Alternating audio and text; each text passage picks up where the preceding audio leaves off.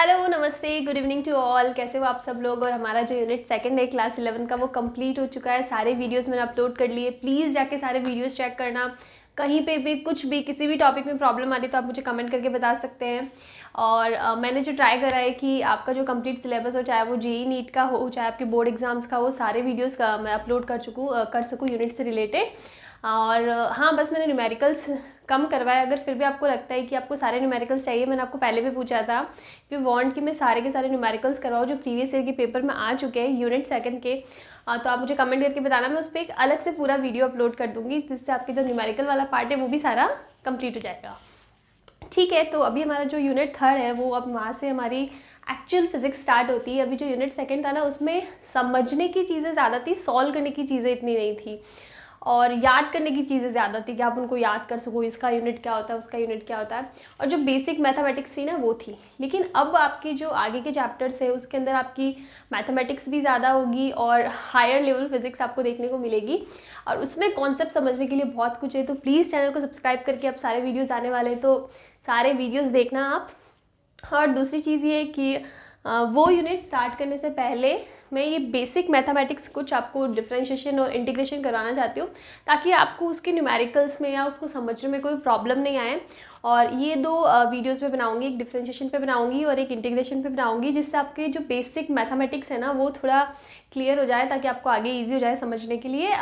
तो चलिए स्टार्ट करते हैं। आज हम लोग स्टार्ट करते हैं डिफरेंशिएशन से पहली चीज़ जो आती है वो आती है कि शायद आपने मैथ्स में अभी तक ये चीज़ पढ़नी भी स्टार्ट कर ली हो, तो आपको और अच्छे से आ जाएगा। तो सबसे पहली चीज़ आती है सिंबल, कि हमारा डिफरेंशिएशन का सिंबल क्या होता है। तो सिंबल होता है d by D x, d y by D x. ठीक है, इसका मतलब होता है कि हम लोग डिफ्रेंशिएट कर रहे हैं y को with respect to x। This is with respect to x। Differentiation of y with respect to x। Basically इसके अंदर दो फंक्शंस होंगे, two functions, one is y and second is x, where y is a function of x। ठीक है, मैं और भी अच्छे से एक्सप्लेन करने की ट्राई करती हूँ। Here we have differentiation of y with respect to x। इसका मतलब है y हमको कोई फंक्शन गिवन होगा जो ऑलरेडी x का फंक्शन होगा, और इस फंक्शन को हमको x के रिस्पेक्ट में डिफ्रेंशिएट करना है। ठीक है, तो basically we have two variables, one is dependable और अदर इज इंडिपेंडेंट, या इसको डिपेंडेंट भी बोल सकते हैं। इसका क्या मतलब हुआ? इसका मतलब ये हुआ कि जो y जो फंक्शन है ना वो डिपेंडेंट है। किस पे डिपेंडेंट है? x पे। क्यों? Because y is a function of x, ये x पे डिपेंड करता है। और जो x है ना वो किसी पे डिपेंडेंट नहीं है, वो इनडिपेंडेंट है, बिकॉज वो आगे जाके और किसी का फंक्शन नहीं है। तो basically we have two variables, one is dependent which is y and other is independent which is x। So basically अगर हम लोग डिफरेंशिएशन की बात करें तो ये हो जाएगा किसी एक फंक्शन का differentiation of one variable with respect to another. और हमारे इस केस में जो हम लोग बहुत ही बेसिक ले रहे हैं उसमें हो जाएगा differentiation of y with respect to x। यहाँ पे x की जगह कुछ और भी हो सकता है, y की जगह कुछ और भी हो सकता है। मे बी y जो है वो t का फंक्शन हो जाएगा, तो हम उसको लिखेंगे dy अपॉन dt। अगर y की जगह हमारा x होगा तो ये हो जाएगा dx अपॉन dt। इसका मतलब क्या होगा? Differentiation of x with respect to t। तो हमारा जो x हो जाएगा ना वो हो जाएगा डिपेंडेंट वेरिएबल, और जो t हो जाएगा वो हो जाएगा इंडिपेंडेंट वेरिएबल। मैं सिर्फ एक एग्जाम्पल लेके बोल रही हूँ, तो इसके लिए मैंने dy बाई dx लिखा है, बट यहाँ पे कोई भी फंक्शन हो सकता है और कोई भी वेरिएबल हो सकता है। ठीक है, इसके आगे हम लोग पढ़ते हैं। तो बहुत ही बेसिक डेफिनेशन की बात हो गई।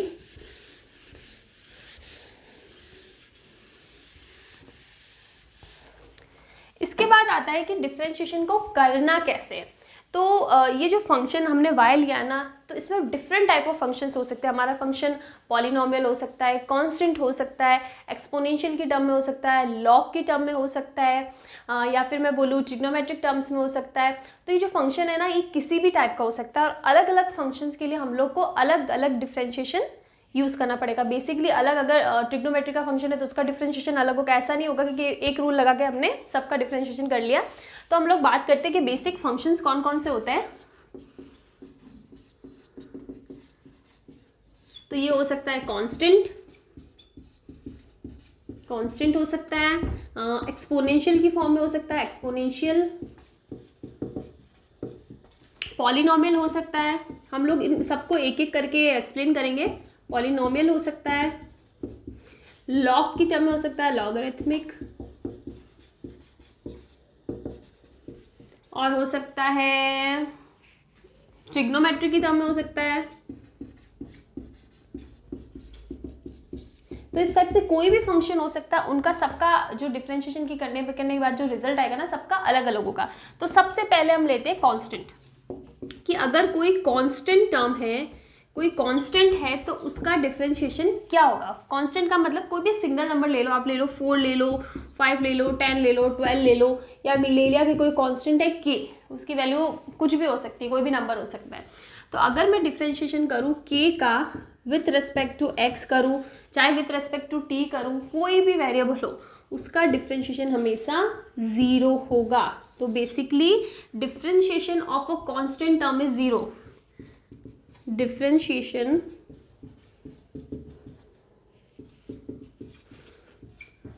of a constant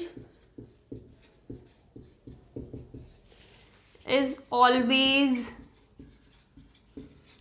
0। This is very important. कोई भी कांस्टेंट हो उसका जो डिफरेंशिएशन होगा ना, वो हमेशा 0 होगा। ठीक है, ये तो आ गई कांस्टेंट की बात, विच इज़ वेरी बेसिक। अब हम लोग जाते हैं सेकंड टर्म की, हम लोग पॉलिनोमियल की बात करते हैं। उस केस के अंदर क्या होगा, अगर मैं पॉलिनोमियल की बात करूं, second function is polynomial. Polynomial का मतलब क्या हो गया कि for example we have x की पावर n, और इसका हमको डिफरेंशिएशन करना है, तो इसका डिफरेंशिएशन क्या आएगा, तो हम लोग सिंपली लिख देंगे d/dx। This is our function y। पर आपको बोला था y is a function of x, तो आप देख सकते हैं यहाँ पे y is a function of x। यहाँ पे कुछ भी हो सकते हैं, जो वेरिएबल्स है वो चेंज हो सकते हैं। तो हमको इसका डिफरेंशिएशन करना है, तो हम लोग कुछ ऐसा लिखेंगे। तो अब ये क्या होगा, ठीक है। तो इसके अंदर आपको सिंपल सा फॉर्मूला लगाना है कि ये जो पावर है ना, पावर, इसको हमको लिखना है आगे n। ठीक है, उसके बाद में वेरिएबल को एज इट इज लिखो और पावर में से एक माइनस कर दो। ठीक है, पावर को लाना है आगे, फिर उसके बाद में एज इट इज लिखना है और पावर को कर देना है एक माइनस। ये हो जाएगा हमारा डिफरेंशिएशन जब हम पॉलिनोमियल की बात करते हैं। For example we have y equals to x cube, तो इसका क्या हो जाएगा dx cube upon dx equals to 3 को हमने आगे ले आए, x की पावर 3 एज इट इज लिख दिया और इसमें से कर देना -1। तो ये क्या हो जाएगा, ये हो जाएगा 3x स्क्वायर। ठीक है, तो x की पावर क्यूब का जो डिफरेंशिएशन होगा वो होगा 3x स्क्वायर। कोई भी पॉलिनोमियल हो, आपको यही फॉर्मूला लगाना है। ठीक है, ये चीज़ हो गई। उसके बाद में हम लोग थर्ड चीज़ पे आते हैं, फंक्शन लेते हैं, हम लोग लेते हैं ट्रिग्नोमेट्रिकल लेते हैं। ट्रिग्नोमेट्रिक फंक्शन, ट्रिग्नोमेट्रिक फंक्शन का मतलब है साइन x हो गया, कॉस x हो गया, tan x हो गया, ये जितने भी ट्रिग्नोमेट्रिक फंक्शंस होते हैं इनका डिफरेंशिएशन क्या होता है। तो इसके लिए we have third which is trigonometric function. तो अगर मैं डिफरेंशिएशन करूं साइन x का, तो ये हो जाएगा cos x। अब आप लोग पूछोगे कि साइन का कॉस कैसे हुआ, अगर मैंने x की पावर n का करा तो n आगे क्यों हुआ, n-1 क्यों हुआ। तो इतना डीप में हम लोग बात क्यों नहीं कर रहे हैं, बिकॉज ये मैथमेटिक्स का पार्ट है और आप मैथ्स में बहुत डीपली ये सारी चीज़ें पढ़ोगे कि क्यों ऐसे हो रहा है, इसका जो प्रॉपर न्यूमेरिकल होगा कि ये कैसे आ रहा है, वो सारी चीज़ें आप डीप में उसमें पढ़ोगे। तो मैं उतना डीप में नहीं जा रही हूँ, मैं सिर्फ आपको ये फॉर्मूलाज बता रही हूँ, एकदम बेसिक कंसेप्ट बता रही हूँ, ताकि आपको फिजिक्स के जो न्यूमेरिकल है उसको करने में कोई प्रॉब्लम ना आए। ठीक है, तो यहाँ पे मैंने x लिया, अगर ये साइन y होता ना तो विथ रिस्पेक्ट टू y होता तो cos y हो जाता है। ठीक है, वेरिएबल कुछ भी हो सकता है, आपको ये देखना है कि किसका फंक्शन है और किसके रिस्पेक्ट में कर रहे हैं। अच्छा, एक चीज़ मैं आपको बताना भूल गई कि for example we have dy upon dt। Okay, where y is a function of x। तो उस केस में आप क्या करोगे, तो उस केस में आपको ऐसा करना है, simply write dy upon dx and dx upon dt। dx से dx तो कट जाएगा, पीछे बचना तो dy अपॉन dt है, मतलब कर तो हम dy अपॉन dt है, लेकिन इससे क्या हो जाएगा, dy अपॉन dx की वैल्यू आप निकाल सकते हैं because y is a function of x। Okay, तो dy अपॉन dx हम लोग इजीली निकाल सकते हैं, और dx अपॉन dt को आपको साथ में लेके चलना पड़ेगा, ये चलता ही रहेगा, ठीक है। इसमें कोई चीज़ नहीं करना बिकॉज हमारा जो x का फंक्शन हमारे पास है ही नहीं t के फॉर्म में, तो इसका कोई सोल्यूशन होने वाला नहीं है, हमको ये सॉल्व कर देना, इसको एज इट इज रखना है। तो अगर फंक्शन कुछ ऐसा है तो आपको dt अपॉन dt दोनों से मल्टीप्लाई कर देना है, ठीक है, ये हो गया।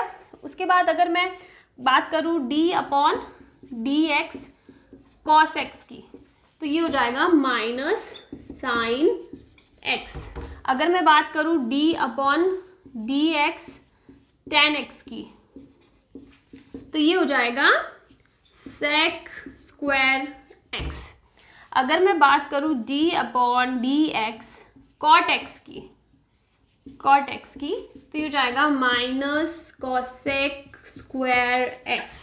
अगर मैं बात करूँ d upon dx sec x की, तो ये हो जाएगा sec x tan x। अगर मैं बात करूँ d upon dx cosec x की, ठीक है, तो ये हो जाएगा minus cosec x and cot x। ये बेसिक है, इसके बाहर कुछ भी नहीं होता है, ठीक है। तो ये चीज़ हमको पता होनी चाहिए और ये हमको याद करना पड़ेगा। आप इसको बार बार सॉल्व करने नहीं जा सकते कि अगर आपने मैथ्स में डिटेल में एक एक का न्यूमेरिकल पढ़ा है तो आप एग्जाम में साइन एक्स का आएगा, सॉल्व करने बैठ गए, साइन एक्स फिर कॉस एक्स आएगा, ऐसा नहीं है। ऐसे तो आप पूरे एग्जाम में खाली ये सॉल्व करने बैठ जाओगे। तो ये आपको याद करना पड़ेगा कि किसका क्या डिफ्रेंशिएशन होता है। इसमें टेंशन लेने की कोई बात नहीं है बिकॉज जैसे जैसे इन टर्म्स को आप ज़्यादा यूज़ करोगे ना, मे बी फिजिक्स में उतना ज़्यादा यूज़ ना करो, लेकिन मैथ्स में तो आपके पूरे चैप्टर से डिफरेंशिएशन और इंटीग्रेशन के ऊपर, तो जब आप उनको बार बार सॉल्व करोगे, जितने ज़्यादा प्रैक्टिस करोगे ना, तो आपको उनको याद करने की ज़रूरत ही नहीं पड़ेगी। आपको ये ईजिली जितनी ज़्यादा प्रैक्टिस होगी उसके हिसाब से याद हो जाएगा। तो आपको ऐसे अलग से अरे मुझे याद करना इसकी ज़रूरत नहीं पड़ेगी, ठीक है। तो ट्रिग्नोमेट्रिक फंक्शंस के अंदर हमारे पास ये फंक्शंस होते हैं और इनके डिफरेंशिएशन ये सब कुछ होते हैं, ठीक है। तो ये चीज़ आपको याद करनी पड़ेगी और ये याद हो भी जाएगी अपने आप जैसे जैसे आप क्वेश्चन सॉल्व करोगे, ठीक है। उसके बाद हम लोग आते हैं एक्सपोनेंशियल फंक्शन की, ठीक है। तो फोर्थ इज एक्सपोनेंशियल फंक्शन, ठीक है। तो इसका क्या होगा, एक्सपोनेंशियल फंक्शन मतलब e की पावर x की बात करें तो इसका डिफरेंशिएशन क्या होगा, d बाई डी एक्स, ठीक है। तो इसका होगा ex। जब भी हम लोग एक्सपोनेंशियल फंक्शन की बात करेंगे ना तो उसका डिफरेंशिएशन वही होता है, उसमें कोई चेंज नहीं आता है। मतलब जो एक्सपोनेंशियल की टर्म्स होती है उन पर डिफरेंशिएशन और आगे जाके आप पता पड़ेंगे कि इंटीग्रेशन, दोनों का कोई फर्क नहीं पड़ता है। अगर ex है तो ex ही आएगा। हाँ, वो अलग चीज़ है कि अगर यहाँ पे कोई कांस्टेंट आता है ना तो वो चेंज होगा, वो हम लोग आगे बात करेंगे। लेकिन अगर सिर्फ ex है ना तो उसका डिफरेंशिएशन सिर्फ ex होगा, इसके अलावा कुछ भी नहीं होगा, ठीक है। Now the fifth function is logarithmic. Log लिख देते सिंपली, लॉग फंक्शंस, ठीक है। अगर हम लॉग की बात करें तो आपने शायद अपने 10th क्लास में भी पढ़ा होगा कि दो टाइप के लॉग होते हैं। बेसिकली जो इनका बेस होता है ना वो अलग अलग होता है। एक होता है लॉग 10 का बेस और एक होता है लॉग ई का बेस। ये जो बेस होता है ना ये एक्सपोनेंशियल बेस होता है और ये 10 का बेस होता है, ठीक है। तो हम लोग मोस्टली फिजिक्स में लॉग ई, मतलब जो ई का बेस होता है ना, इसी को बात करेंगे। इसको हम लोग बोलते हैं नेचुरल लॉग। तो हम लोग इसी की बात करेंगे, लॉग ई की बेस को, और इसको हम लोग लिख सकते हैं एल एन, ठीक है। तो हम लोग इसी की बात करते हैं एल एन की। तो इसका जो डिफरेंशिएशन होगा ना, उससे पहले हम लोग बहुत ही इसके सिंपल रूल्स की बात करते हैं, बेसिक इसके जो रूल्स होते हैं। तो सबसे पहले अगर मैं बोलूँ कि एल एन ए बी, मतलब दो वेरिएबल्स हैं मल्टीप्लिकेशन में, तो इसको हम लोग लिखेंगे L N A plus L N B. अगर कोई भी टर्म लॉग में मल्टीप्लिकेशन में आ रही है तो वो बाद में एडिशन में चली जाएगी इंडिविजुअल, ठीक है। अगर मैं बात करूँ कि ऐसा कुछ है तो उस केस में वो सब्ट्रैक्ट हो जाएगा लॉग ए माइनस लॉग बी, ये आपने पढ़ा होगा 10th में या फिर आगे जाके भी पढ़ने वाले होंगे। ये बहुत ही बेसिक रूल्स होते हैं, ये सिर्फ फिजिक्स में नहीं, आपको मैथ्स में और सब जगह काम आने वाला है, ठीक है। और अगर मैं बोलूँ कि मेरे पास है ln, हम लोग ln ले रहे हैं ना, तो हम लोग इसको ln ही लिखते हैं। मेरे पास है ln a की पावर b, तो इस केस में हम लोग इसको लिखेंगे b ln a। बेसिकली जो पावर होगी ना वो आपकी आगे आ जाएगी और पीछे वाले टर्म को आपको एज इट इज लिखना है। तो ये कुछ लॉग के बेसिक रूल्स होते हैं, ठीक है। अभी तक हमने डिफरेंशिएशन की बात नहीं करी है। अगर मैं डिफरेंशिएशन का बोलूँ, for example we have d by D X ln x, ठीक है। हमको इसका डिफरेंशिएशन करना है, तो ये हो जाएगा 1/x। log x का डिफरेंशिएशन होता है 1/x, ठीक है। ये चीज़ आपको याद करनी है, ये बेसिक रूल्स है। सबसे पहले आप सिंप्लीफाई कर दो कि अगर हमको कुछ मल्टीप्लिकेशन में दे रखा है या यहाँ पे डिवाइड करके ऐसे दे रखा है, तो हम उसको पहले सिंप्लीफाई करेंगे कि क्या गिवन है, उसके बाद हमको इसका डिफरेंशिएशन करना है कुछ इस तरह से, ठीक है। ये सारे फंक्शंस हो गए, ये तो हो गए बिल्कुल ही बेसिक फंक्शन की, जिसके अंदर हमको कोई मेहनत नहीं करनी पड़ेगी। अगर डायरेक्टली दिया हुआ तो हमको कैसे लिखना है, पर मोस्टली डायरेक्टली दिया हुआ नहीं होता है, तो कुछ और हम लोग बात करते हैं मैथमेटिकल, अगर टर्म्स कॉम्प्लिकेटेड हो तो उनको कैसे सॉल्व करना है। For example we have a function y equals to u v।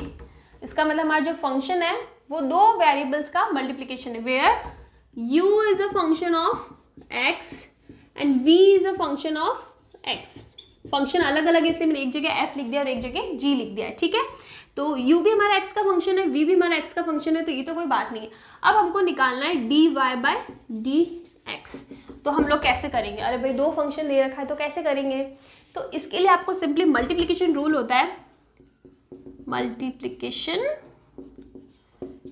Rule, which is कि अगर आपको dy बाई dx, अगर कोई दो वेरिएबल मल्टीप्लिकेशन में दे रखा है, मल्टीप्लाई करके दे रखा है, उसका डिफरेंशिएशन करना है, तो आपको सिंपली ऐसा करना है, एक वेरिएबल को रखो एज इट इज, दूसरे वेरिएबल का करो डिफरेंशिएशन, हो गया।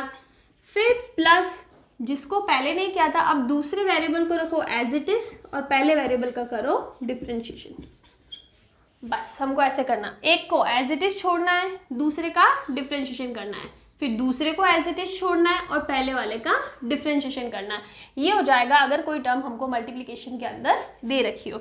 दूसरा ये तो हो गया मल्टीप्लिकेशन में, अगर कुछ ऐसा दे रखा हो y is equal to u upon v, again u is a function of x and v is a function of x, तो इस केस में आप क्या करेंगे, तो इस केस में भी हमारे पास रूल है dy upon dx equals to, ठीक है, इक्वल्स टू क्या हो जाएगा, नीचे वाली टर्म का करो स्क्वायर, ठीक है, उसके बाद में ऊपर वाली टर्म का करो डिफरेंशिएशन du अपॉन dx और v को रखो as it is, minus u को रखो एज इट इज और करो dv अपॉन dx, ठीक है। ये फॉर्मूला होता है। सबसे पहले इसमें आपको ये चीज़ याद रखनी पड़ेगी कि जो हमको पहले गिवन है ना ऊपर, उसका पहले डिफरेंशिएशन करना है, उसके बाद में दूसरे वाले का करना है, तो ये चीज़ आपको याद रखनी पड़ेगी, ठीक है। तो ये होता है जब हम लोग अगर बात करें कि हमको u अपॉन v की फॉर्म में, रेशियो के फॉर्म में कोई टर्म दे रखी है, तो उसका डिफरेंशिएशन हमको कैसे करना है।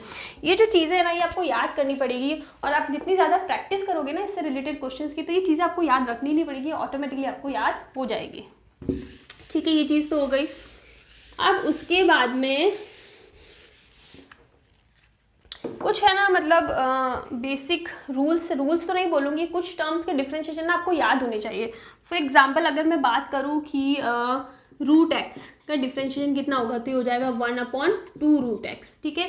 कैसे होगा मैं एक बार निकाल के बता देती हूँ। इसका हो गया x to the power 1/2, power हो गई।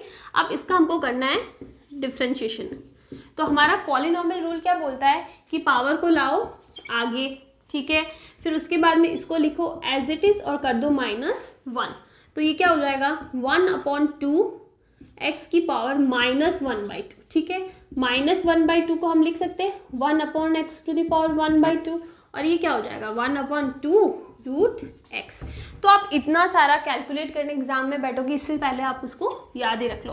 और ये कुछ एक टर्म्स होती है जिनका आपको याद रखना पड़ता है, बाकी अगर कुछ कॉम्प्लिकेटेड हुई, ज़्यादा लंबी हुई, तो आपको ऑब्वियसली बात है उसको कैलकुलेट करना ही पड़ेगा, ठीक है। ये चीज़ आ गई। उसके बाद के अंदर हमारे पास आता है डिफरेंशिएशन के अंदर चेन रूल। इसका मतलब क्या हुआ, इसका मतलब हुआ कि आपको किसी एक ही टर्म का डिफरेंशिएशन करना है, लेकिन उसके एक टर्म के अंदर ही दो टर्म दे रखी है। कैसे? फॉर एग्जाम्पल हमको डिफरेंशिएशन करना है साइन एक्स स्क्वायर, ठीक है। इसका कैसे करेंगे भाई, सिर्फ साइन एक्स दे रखा होता तो हमको पता है कि साइन एक्स का डिफरेंशिएशन क्या होता है, कॉस एक्स, हमने सिंपली लिख दिया। लेकिन यहाँ पे क्या दे रखा है, साइन एक्स स्क्वायर, तो इसका डिफरेंशिएशन कैसे होगा, डी बाई डी एक्स, और जो टर्म दे रखी है वो है ये। तो इस केस में आपको क्या करना है, सिंपली सबसे पहले मेन टर्म क्या है, साइन एक्स स्क्वायर, तो साइन का डिफरेंशिएशन क्या होगा, कॉस एक्स स्क्वायर, मैंने लिख दिया वहाँ पे साइन थीटा का कॉस थीटा था, तो साइन एक्स स्क्वायर का कॉस एक्स स्क्वायर हो जाएगा, ठीक है, कोई प्रॉब्लम नहीं। लेकिन यहाँ पे आगे हमको पॉलिनोमियल दे रखा है एक्स की पावर एन वाला, ठीक है। तो अब हमको इसका भी डिफरेंशिएशन करना पड़ेगा और उसको मल्टीप्लाई करके लिखना है। फॉर एग्जाम्पल एक्स स्क्वायर की बात करूँ तो एक्स स्क्वायर का क्या होगा, 2 आगे आ जाएगा, एक्स 2 माइनस 1, इसका मतलब 2x हो जाएगा, तो मल्टीप्लाई बाय 2x, तो ये हो जाएगा 2x cos x स्क्वायर, ठीक है। तो जो भी एक्स्ट्रा टर्म आ रही है ना पॉलिनोमियल की फॉर्म में, अगर ये सिर्फ x होता तो हमको नहीं करना पड़ता, लेकिन एक्स स्क्वायर का अलग से डिफरेंशिएशन होता है, तो उसको हमको मल्टीप्लाई करके लिखना है। For example we have d by D X sine log X. अब इसका डिफरेंशिएशन कैसे करें भाई, साइन का पता है, लॉग का पता है, लेकिन साथ में आएंगे तो कैसे करना है, तो इसमें भी सेम रूल लगाना है। साइन का क्या होता है, कॉस, तो आप लिख दो कॉस ln x, ठीक है, लिख दिया। उसके बाद में इस टर्म का जो होता है ना उसको आपको मल्टीप्लाई करना है, log x का होता है 1/x, तो मल्टीप्लाई बाय 1/x, ठीक है। अब हम लोग और बात करते हैं, तो अगर मैं बताऊँ कि d बाई डी एक्स हमको करना है, हमारी जो टर्म है वो है रूट 2x स्क्वायर प्लस 4, इसका कैसे करेंगे, ठीक है।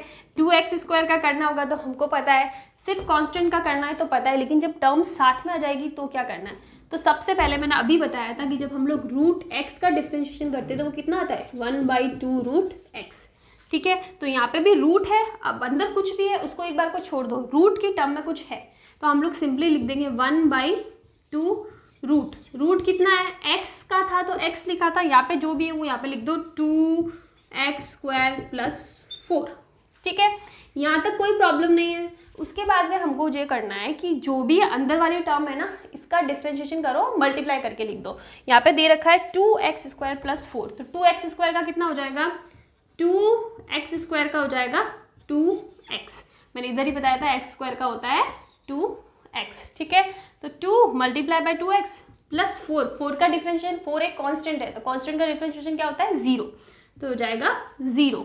तो ये हमारा हो जाएगा differentiation 4x divided by 2 root 2x square plus 4, 2 से 2 आप कैंसिल करके आगे इसको और सिंप्लीफाई कर सकते हो, लेकिन इस तरह से अगर हमको मल्टीप्लिकेशन में या फिर एक टर्म के अंदर दूसरी टर्म दे रखी है ना तो हमको कैसे डिफरेंशिएट करना ये हमने यहाँ पे देखा, ठीक है। तो ये कुछ बेसिक रूल्स है, बेसिक टर्म्स है, फंक्शन है, जिनको कैसे सॉल्व करना है, कैसे डिफरेंशिएट करना है ये मैंने बता दिया। आपका फिजिक्स में बहुत ही ज़्यादा कैलकुलेटिव तो नहीं आना चाहिए, क्लास 11th में तो बिल्कुल भी नहीं आएगा कि बहुत ज़्यादा कैलकुलेटिव आपका मतलब ना डिफरेंशिएशन आ गया कि बस आप आधे घंटे सिर्फ डिफरेंशिएशन ही कर रहे हो, तो ऐसा नहीं होगा, ठीक है। आपको कॉन्सेप्ट यूज़ करना है, मैथमेटिक्स इतनी स्ट्रॉन्ग मे भी ना हो लेकिन कॉन्सेप्ट आपको आना चाहिए, ठीक है। तो ये कुछ बेसिक फंक्शन है जिनका डिफरेंशिएशन कैसे करना, मल्टीप्लिकेशन रूल क्या है, डिवाइड करने का रूल क्या है, चेन रूल क्या बोलता है, ये सारी चीज़ आपको पता होनी चाहिए, ओके।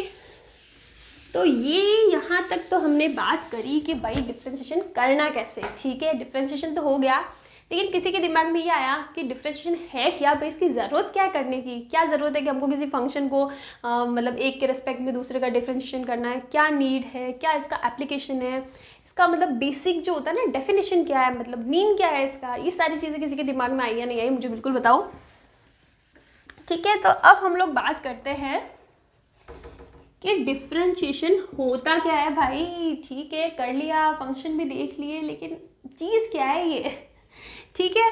तो सबसे पहले मैं बताती हूँ आपको कि डिफरेंशिएशन का मतलब है, जो मैंने आपको पहले भी डिफाइन करा है, वो होता है differentiation of one variable with respect to another. ठीक है, ये भी बात सही हो गई, लेकिन इसमें खुद में भी डिफरेंशिएशन वर्ड आ रहा है, तो हमने डिफाइन कैसे करा है? तो डिफरेंशिएशन का मतलब होता है rate of change, rate of change of one variable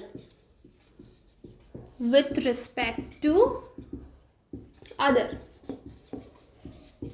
ठीक है, तो रेट ऑफ चेंज जो होता है ना, उसको हम लोग dy बाई डी एक्स यानी डिफरेंशिएशन लिखते हैं, dy by D x which is differentiation. उसका मतलब होता है rate of change of y में कितना चेंज आ रहा है x के रेस्पेक्ट में। इसका मतलब है कि for example we have axis x और y हमने दे रखा है, ठीक है, और y में कोई चीज़ आगे बढ़ रही है, ठीक है, y में कोई चीज़ आगे बढ़ रही है, तो x के रिस्पेक्ट में इसमें चेंज कितना आ रहा है, इसको हम लोग और अच्छे से समझते हैं कि हम लोग जब वेलोसिटी की बात करते हैं ना, ठीक है, तो हम लोग क्या लिखते हैं, velocity equals to distance upon time. ठीक है, ये बेसिक फॉर्मूला तो सबको पता होगा कि वेलोसिटी क्या होता है, डिस्टेंस अपॉन टाइम होता है। ठीक है, अब फॉर एग्जाम्पल हम लोग बात करते हैं, एक ट्रेन है हमारे पास, ये एक ट्रेन है, दिस इज अ ट्रेन। ये जो ट्रेन है ना, वो 8 घंटे में 2000 किलोमीटर ट्रैवल करती है, 2000 किलोमीटर चल रही है 8 घंटे में। तो अगर मैं इसकी वेलोसिटी की बात करूँ तो इसकी वेलोसिटी क्या हो जाएगा, डिस्टेंस कितनी 2000, टाइम कितना 8, तो 2000 अपॉन टाइम कितना हो गया, ये हो जाएगा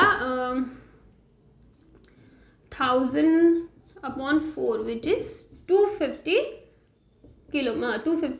kilometre per hour, kilometre per hour में आएगा क्योंकि हमारी यूनिट्स भी यही है। तो ट्रेन की बात कर ली, तो हमने ट्रेन की वेलोसिटी निकाल दी, इतनी है, लेकिन ये जो वेलोसिटी है ना, वो है एवरेज वेलोसिटी, एवरेज वेलोसिटी। क्यों?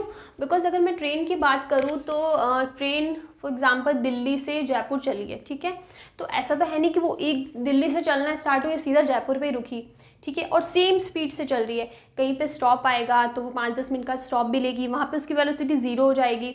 फिर कुछ अगर कुछ हील वाला आया या फिर कुछ टनल आई तो वहाँ पे इसकी वेलोसिटी कम हो जाएगी, थोड़ा सा स्लो स्पीड से चलती है तो वहाँ पे इसकी वेलोसिटी कम होगी। फिर आगे कुछ नहीं हुआ तो स्पीड बढ़ गई। तो बेसिकली मेरा मतलब है कि फिक्स एक स्पीड से चल रही है ऐसा ज़रूरी नहीं है, उसकी स्पीड कहीं पे रुकेगी, कहीं 0 हो जाएगी किसी स्टेशन पे, कहीं पे ज़्यादा हो जाएगी, कहीं पे कम हो जाएगी। तो हम लोग कैसे कह सकते हैं कि किसी एक पॉइंट पे इतनी ही स्पीड होगी। ये जो है ना वो एवरेज वेलोसिटी के पूरे ओवरऑल जो डिस्टेंस है उसको कवर करने में इतना टाइम लगा तो उसके अकॉर्डिंग वेलोसिटी कितनी आएगी। लेकिन अगर मैं बात करूँ किसी एक पर्टिकुलर पॉइंट पे कि इस पॉइंट पे इसकी वेलोसिटी कितनी है, तो वो ये वेलोसिटी नहीं हो सकती, ठीक है। क्या पता उस पॉइंट पे वो ज़्यादा तेज़ चल रही है, कम तेज़ चल रही है, तो वो हम लोग कैसे कैलकुलेट करेंगे, ठीक है। तो अगर मैं बात करूँ कि वेलोसिटी हमको किसी एक पर्टिकुलर पॉइंट पे निकालनी है, उसको हम लोग कहते हैं इंस्टेंटेनियस। मैं अलग से लिख देती हूँ,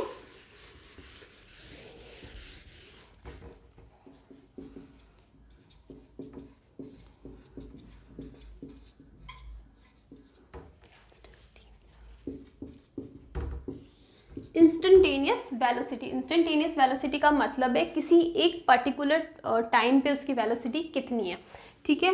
तो मुझे अगर किसी एक पर्टिकुलर टाइम पे वेलोसिटी निकालनी है ना, तो उसके लिए मुझे डिस्टेंस और टाइम से काम नहीं चलेगा।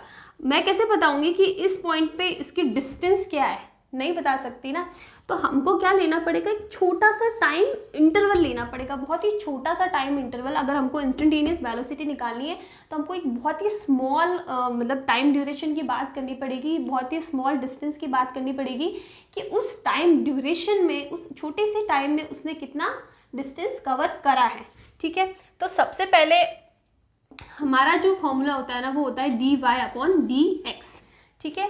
इसमें जो d है ना, that is small change, very small change.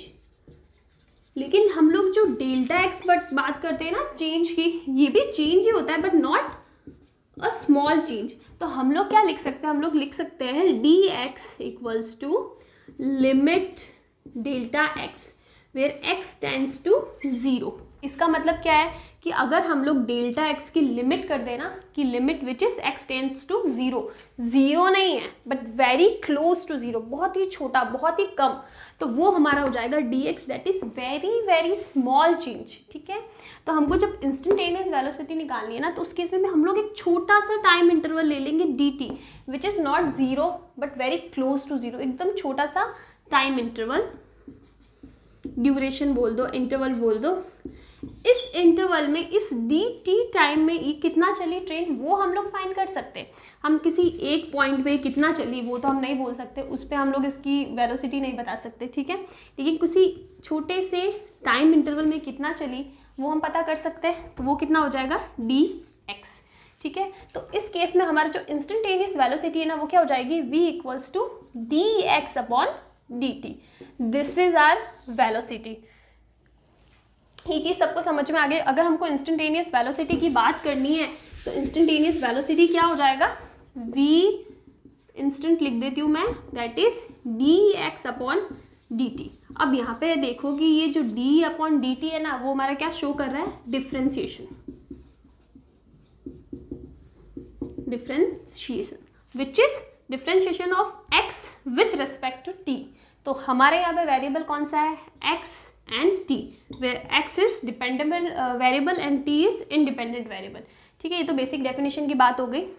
तो अब यहाँ पे जो डिफरेंशिएशन है ना x का t के रेस्पेक्ट में वो क्या शो कर रहा है, वेलोसिटी, और इसको हम लोग लिख सकते हैं रेट ऑफ चेंज